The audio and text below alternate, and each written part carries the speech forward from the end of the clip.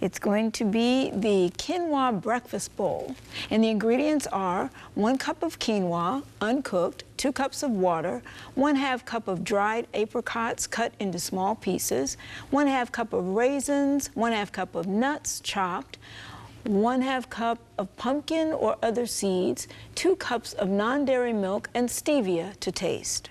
Quinoa breakfast bowls, like, that's so great. Breakfast is so important, and it's quick and it's easy, and you can pre-prepare it, correct? Absolutely. It's a win-win. It's a win-win. Yes. And you know, the nice thing about quinoa is not only is it good for breakfast, you could make a big batch of it and then use it under stir fry, almost any way that you would use rice, except the quinoa is higher in protein than rice, higher in fiber than rice. It's rich in minerals. So 1 cup of quinoa cooked has 8 grams of protein. Wow. And 5 grams of fiber, plus all the minerals. So it's just a really excellent product. Yes, and if you don't want to use wheat as much, some people are gluten sensitive.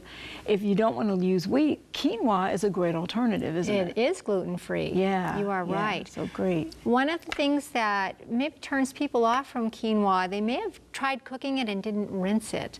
Oh. There is a naturally occurring substance on the outside of the grain, it's saponins, and it has a little bit of a bitter flavor. So if your package of quinoa does not say pre-rinsed on it, then you want to put it in a sieve, rinse it really well, stir it with a spoon while you're running it under the water until the water's coming out clear, and that removes the bitterness and greatly enhances the flavor of the quinoa. What a great tip. Okay. Really, that's a great tip, because I have seen pre-rinsed before, and if it's not, it's bitter. That is right. And so if someone's buying it in bulk, it's not going to be pre-rinsed. Right. And just even some packaged brands are not rinsed yet. Right. Better safe than sorry. Rinse if you're not sure. That- Okay? Good, good. Okay. So it's a fast cooking grain. Okay. So if you want to go ahead and put this in our pot. Sure. Just there we go. Okay. And then we're going to add our water to that. Now Yvonne, if you would just put it on the burner. Sure. And what we would want to do would be to cover it, put the burner on, bring it to a simmer, and then let it simmer for about 10 to 15 minutes. We want to make sure that all the liquid is absorbed, and then we know it's done, much like cooking rice. Okay. Okay? Same principle. Same principle, only faster. Is it, so you cover the quinoa with the water, just Yes. like you would rice?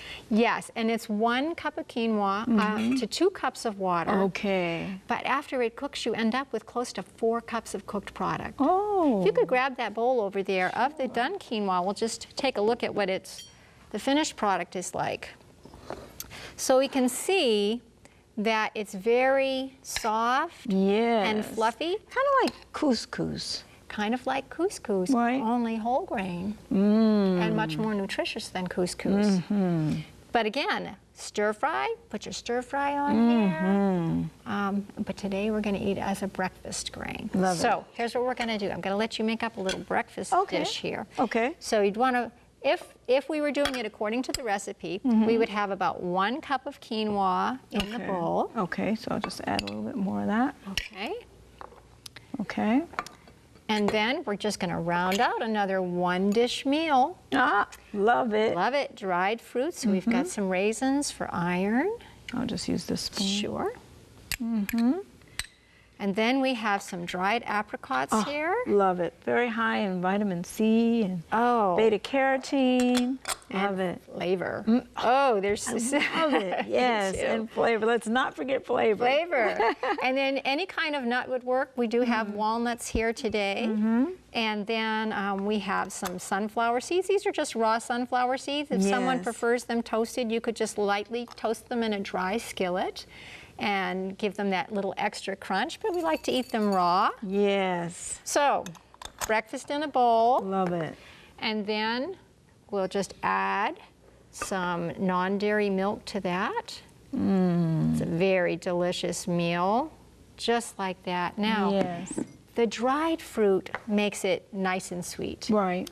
But if it's not sweet enough for some, we have some stevia here. Love it. Very concentrated. So we would just want to put a small pinch and then stir it in. Stevia is so sweet. Oh, yes. I mean, it's unbelievably sweet. I use the liquid stevia, and I love lemonade. So I'll take the dried lemon. You know, you can buy it in packets because we travel a lot. Oh, yes. So buy that and take the packets, and then just add liquid stevia drops and water, purified water, and I have lemonade. So stevia is wonderful. This stevia that we just used is the powdered. Either one is fine. At first, it might have a little aftertaste, you know, with stevia. You might have to get used to it, but the drops, I got used to right away, so. And it's there's worth different trying. brands. Yes. So you could try. That's true. There is a different flavor on the different brands. That is so if you don't very like true. one, try another. Yes, don't give up on your stevia. That's right. Yes. And the dried fruits are really sweet. And the ancient Egyptian kings would actually have them put dried fruits in their tombs with them. They were such a valued product. Huh. And they have a great shelf life. And if you're traveling and you can't bring a lot of fresh fruit with you, dried fruit is a wonderful alternative. Yes, high in iron, right? High in iron, excellent stuff. Great, that's great.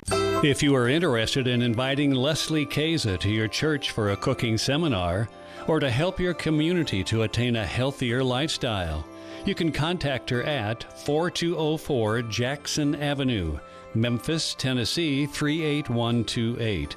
That's 4204 Jackson Avenue, Memphis, Tennessee 38128. You can call her at 731-798-1106. That's 731-798-1106.